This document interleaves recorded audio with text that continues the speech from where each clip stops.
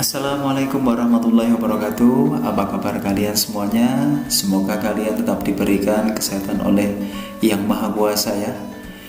Kita bertemu kembali dengan saya Suranto, guru mata pelajaran sosiologi. Dalam kesempatan kali ini, mari kita belajar tentang materi sosiologi. Walaupun secara daring, semoga kalian tetap semangat dalam belajar. Dalam kesempatan kali ini kita akan belajar tentang kelompok sosial. Kalian pasti pernah mendengar kata kelompok ya. Kalau di lingkungan rumah kalian ada kelompok bermain, ada keluarga. Kalau di sekolah ada kelompok diskusi, ada kelompok pramuka, kelompok ekstrakurikuler yang lain, atau mungkin kalian juga suka nongkrong dengan teman-teman pada saat istirahat, pada saat pulang sekolah. Nah, itu juga bisa disebut sebagai kelompok.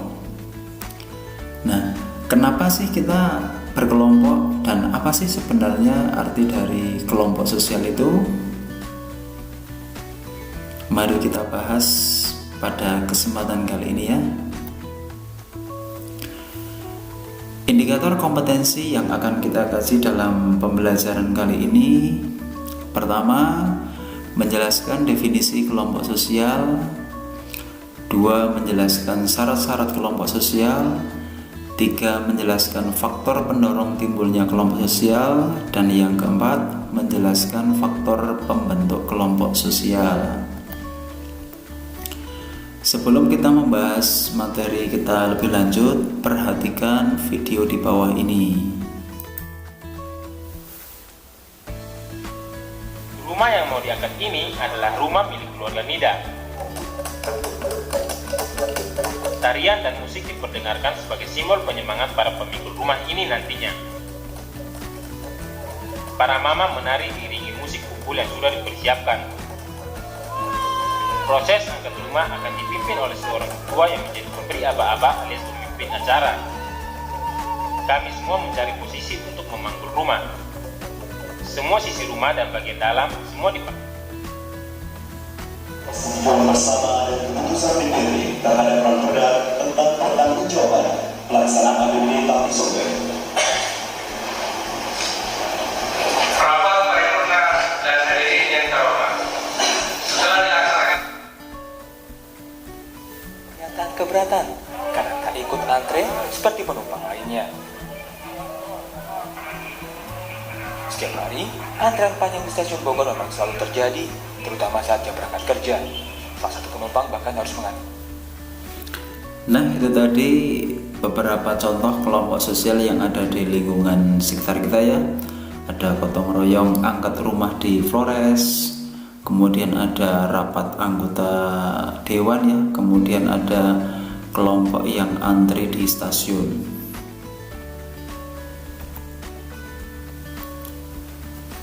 Sebelum kita membahas tentang definisi kelompok sosial, kita bisa mengartikan ya apa itu kelompok dan sosial. Nah, kelompok itu juga bisa diartikan sebagai yang terdiri dari dua anggota atau dua individu atau lebih. Kemudian sosial sendiri bisa diartikan sebagai masyarakat.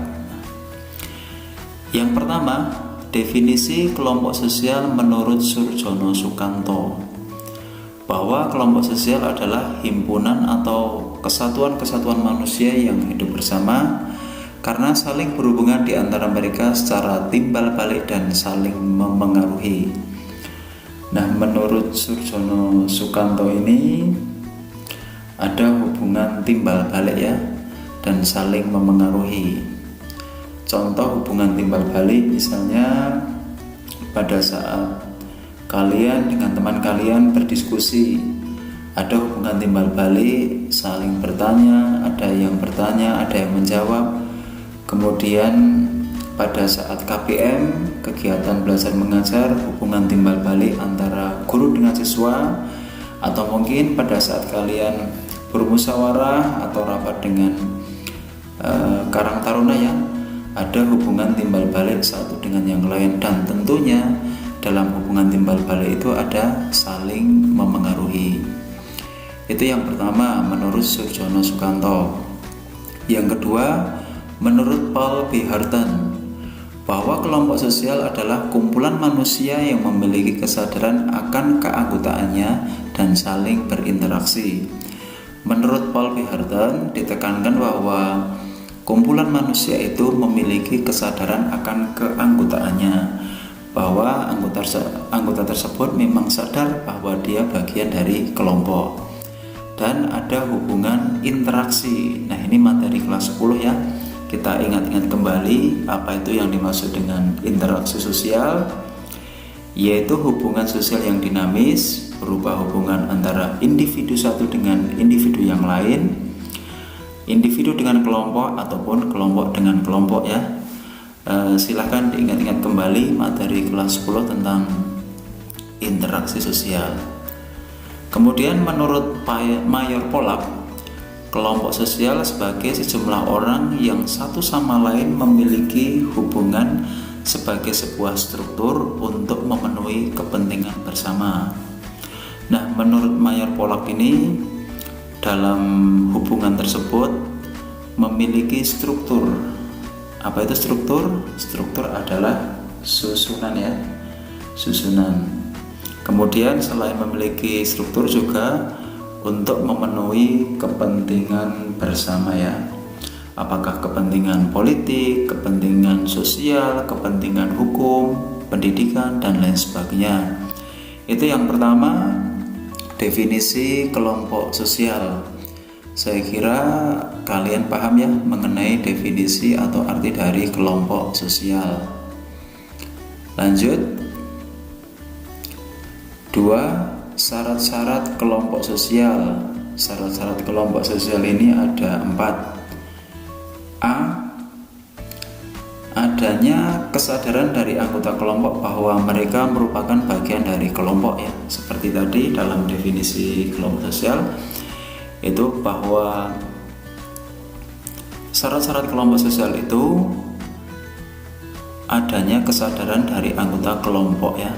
Misalnya yang ada di contoh gambar ini, di sebelah kanan ini, warga sedang melakukan kerja bakti atau gotong royong. Mereka sadar bahwa satu individu ini bagian dari warga masyarakat, makanya mereka mengadakan gotong royong atau kerja bakti ya. Nah, di dalam kerja bakti atau gotong royong tersebut, dengan adanya kesadaran itu mempunyai manfaat. Salah satunya ya, menumbuhkan rasa dan sikap saling tolong-menolong, sukarela, saling membantu, dan memiliki sifat kekeluargaan. Dan tentunya dengan gotong royong tersebut mereka bisa membina hubungan sosial yang baik, menciptakan rasa kebersamaan, dan yang paling penting bisa mempererat tali silaturahmi atau persaudaraan. Kemudian syarat-syarat kelompok sosial yang kedua, adanya hubungan timbal balik antar anggota kelompok. Nah, dari kerja bakti atau gotong royong ini bisa menghadapkan hubungan timbal balik, saling tolong menolong, bantu membantu, meringankan beban masyarakat satu dengan yang lain, seperti itu ya. Itu syarat-syarat kelompok sosial yang kedua. Lanjut yang ketiga, adanya kesamaan tujuan yang dimiliki oleh anggota kelompok, bahwa di dalam kelompok sosial itu ada kesamaan tujuan. Nah, seperti yang saya contohkan ini, mungkin ini bagi kaum perempuan ini, terutama cewek-cewek remaja pasti tahu ya siapa gambar yang ada di sini ya, yaitu BTS, salah satu boy band terkenal di dunia ya, yang berasal dari Korea Selatan, BTS ya. BTS, dan dalam BTS itu ternyata ada maksud yang ini dari beberapa sumber yang saya kaji. BTS itu mempunyai makna merupakan kumpulan anak-anak muda yang tumbuh, yang melampaui realitas yang mereka hadapi dan maju. Dan tentunya mereka memiliki tujuan ya, selain untuk berkarya, entertainment, hobi atau kesenangan, dan bisa mendatangkan keuntungan. Itu syarat yang ketiga. Kemudian syarat yang keempat, bahwa dalam kelompok sosial itu ada struktur. Tadi sudah saya sampaikan, struktur itu susunan atau yang disusun dengan pola tertentu. Kemudian ada kaidah.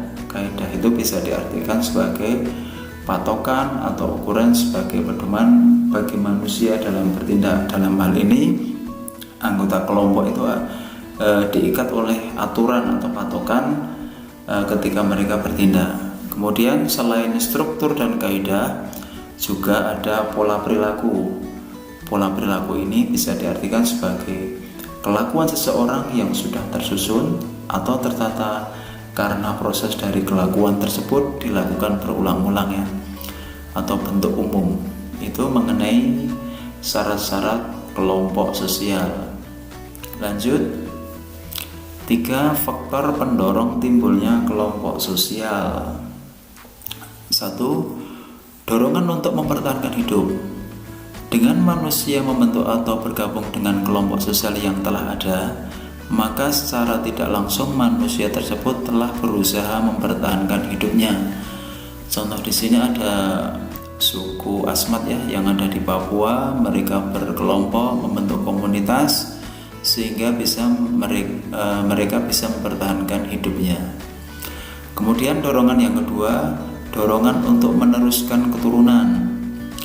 Dengan kelompok sosial itulah seseorang akan menemukan pasangan masing-masing, sehingga dengan demikian dorongan untuk meneruskan keturunan ini dapat tercapai ya.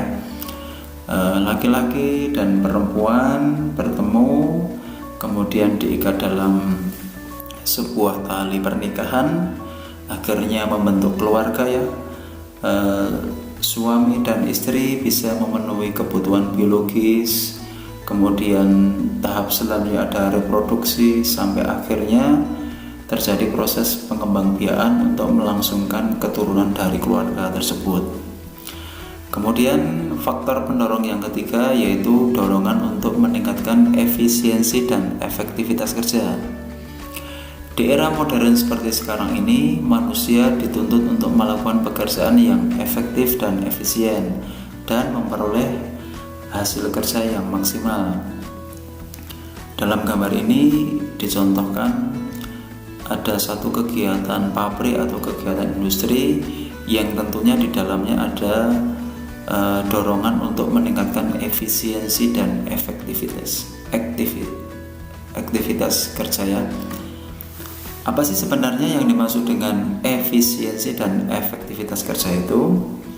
Kalau efisien bisa diartikan sebagai konsep yang terkait pada kegunaan, pemaksimalan, serta pemanfaatan seluruh sumber daya dalam proses produksi barang dan jasa ya. Yaitu pemaksimalan serta pemanfaatan seluruh sumber daya. Sedangkan efektif bisa diartikan sebuah usaha untuk mendapatkan tujuan, hasil dan target yang diharapkan dengan tepat waktu ya. Biasanya dalam industri seperti ini mereka membentuk kelompok, membentuk tim, kemudian mempunyai bidangnya masing-masing, dan dorongannya adalah efisien dan aktivitas kerja ya. Kemudian yang keempat, faktor pembentuk kelompok sosial. Yang pertama, kedekatan fisik meningkatkan peluang interaksi dan bentuk kegiatan bersama yang memungkinkan terbentuknya kelompok sosial ya.